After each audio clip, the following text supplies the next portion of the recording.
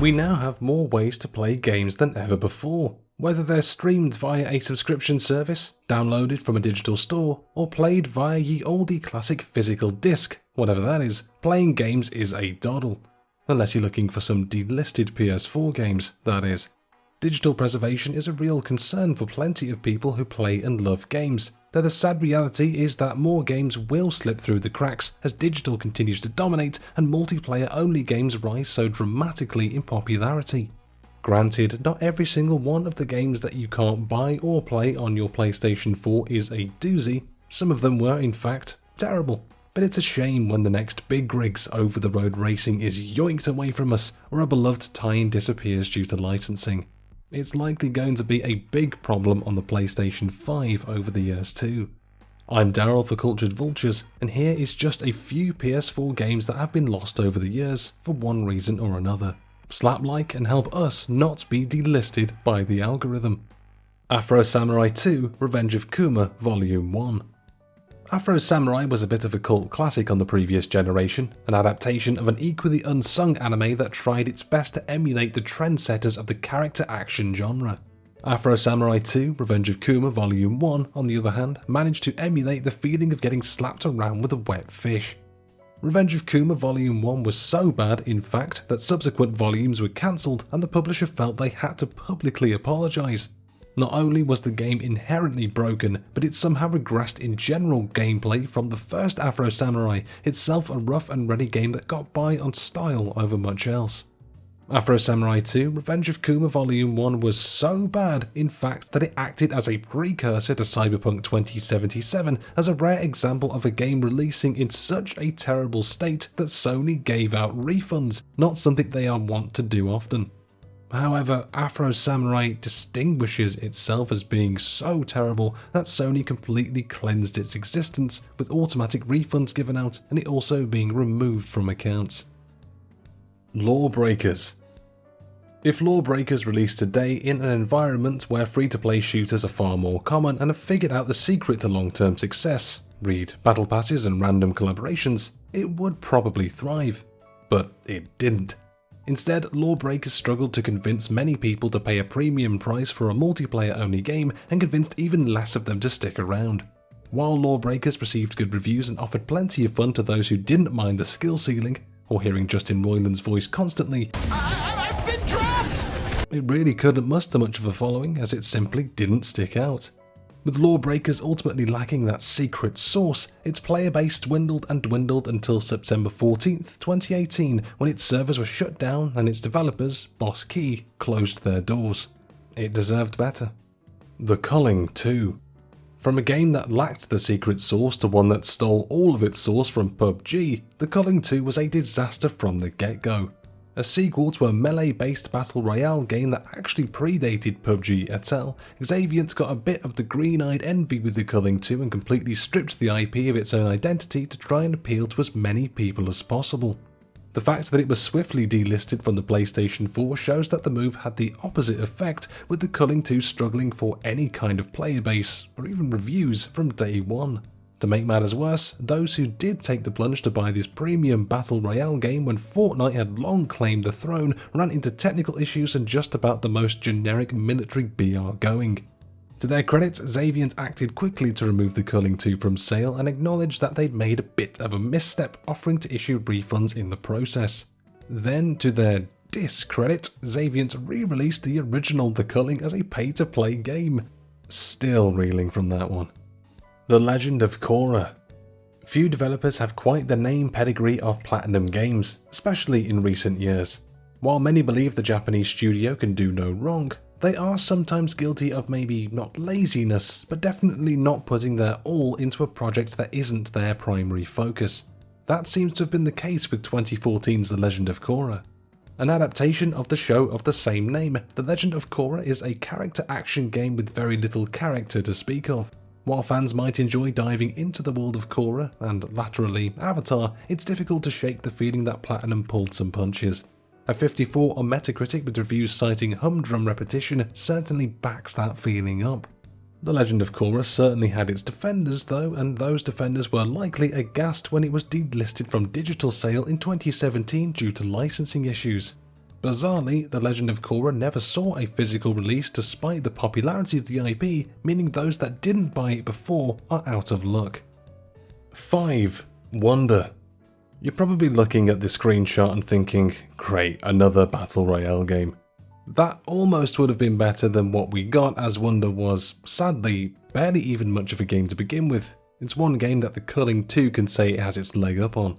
Developed and published, bizarrely, by a studio with the same name, Wonder was exactly what its name suggested, as you simply wandered around on an island and did pretty much nothing.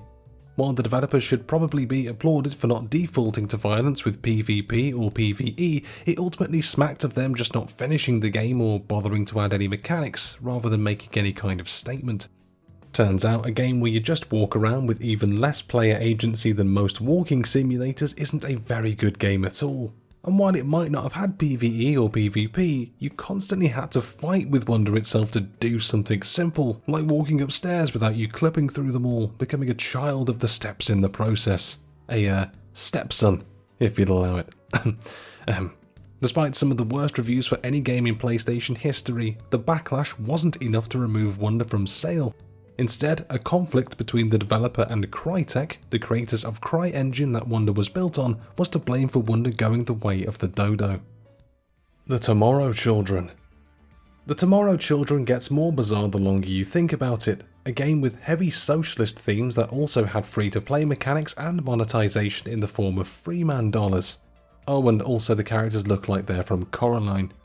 Developed by the minds behind the excellent Pixel Junk series, The Tomorrow Children was nothing if not original, a social experiment in which players had to band together to try and rebuild civilization while venturing into the void, a Soviet experiment that combined all of human consciousness into an almost Eldritchian construct.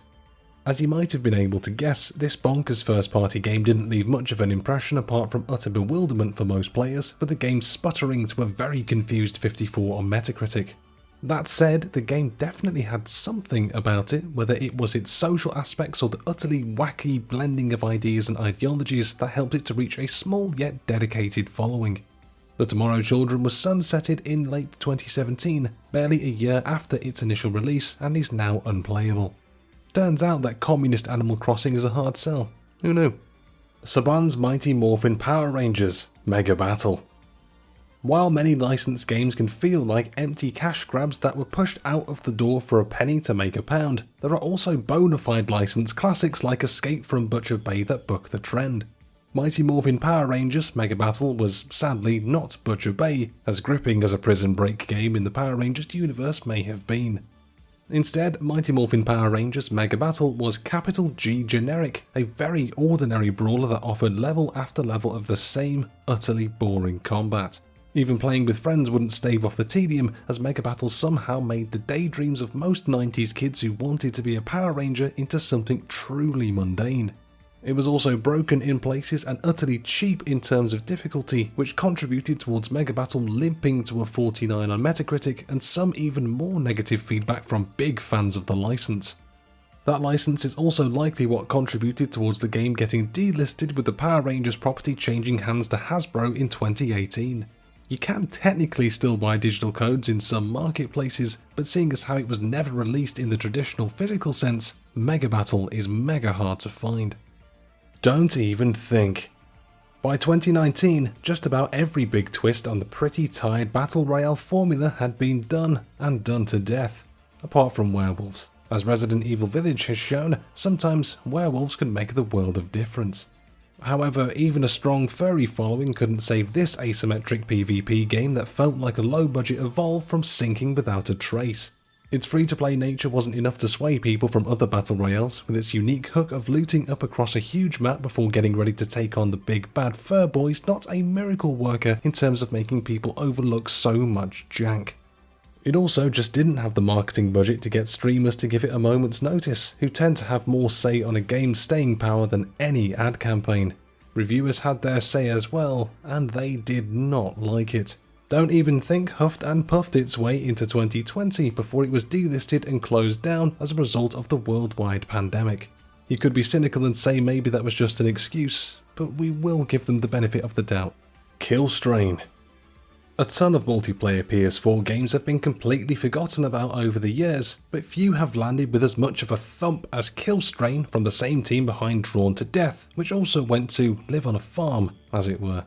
First-party PlayStation games are usually known for being high-quality experiences that really sell players on PlayStation, but Kill Strain certainly doesn't belong alongside the likes of Uncharted and Horizon. A MOBA light that just barely understood what it meant to be a multiplayer game with no option to play with your friends, Kill Strain released in 2016 and was then promptly abandoned by the gaming public. Critical reception wasn't great either, with Metacritic straining out a 53 rating. Even as a free-to-play game with a cool hook of 5v5v2 gameplay that saw mutants trying to turn humans into more mutants, Kill Strain couldn't muster an audience from almost the second it launched. Sony and San Diego decided to speedrun the game getting delisted, with it being removed from the PlayStation Store barely a year after it first launched. PT. While, yes, it technically isn't a game and is more of an extended demo, PT is the undisputed poster child for delisted PS4 games and a sad reminder of what could have been. Well, only if you still have it downloaded on your PS4 or go on YouTube, that is. A fascinating experience from the manic mind of Hideo Kojima, PT was an elaborate and horrifying teaser for Silent Hills starring Norman Reedus, which would have reinvigorated the flagging Silent Hill franchise in the eyes of fans. Silent Hill was finally back in the hands of a developer who knew what they were doing after years of terrible attempts by Western developers. Things were looking good for the project, with the new Silent Hill entry having possibly the most hype of any horror game ever up to that point. But, for whatever reason, Konami cancelled the game and removed PT from the PlayStation Store shortly after. Weirder still, the decision was taken to make PT impossible to download again by those who previously had, a somewhat malicious move that still boggles the mind to this day. Kojima and Konami were involved in a protracted falling out over the course of the next year, ultimately culminating in Kojima leaving Konami to form his own independent studio. Many speculate that the ugliness of the breakup caused Konami to act spitefully towards Kojima, which is backed up by Kojima's name being scrubbed from the box art and website for Metal Gear Solid 5 The Phantom Pain, as well as him being forbidden from attending an award show, though the ins and outs of the most famous fallout in gaming history still remain largely under wraps. Kojima has gone on to bigger and better things than modern Konami over the years, while Konami has just sort of occasionally begrudgingly done things in general from atop their pachinko goldmine, but PT remains the PS4's most beloved lost game, even all these years later. And there you have it, 10 delisted PS4 games you can't buy or play anymore. Did you ever actually play any of the games on this list? Are some of them a massive surprise to you now they're lost to the ether? Sign up in the comments, let us know your thoughts. If you liked the video, hit that like button, subscribe to the Cultured Vultures YouTube channel and hit that notification bell, that way you won't miss out on any future content coming right to your inbox. Please check out the social medias on screen as well, including the Cultured Vultures website, culturedvultures.com, and hopefully we'll catch you in the next one. But until then, cool.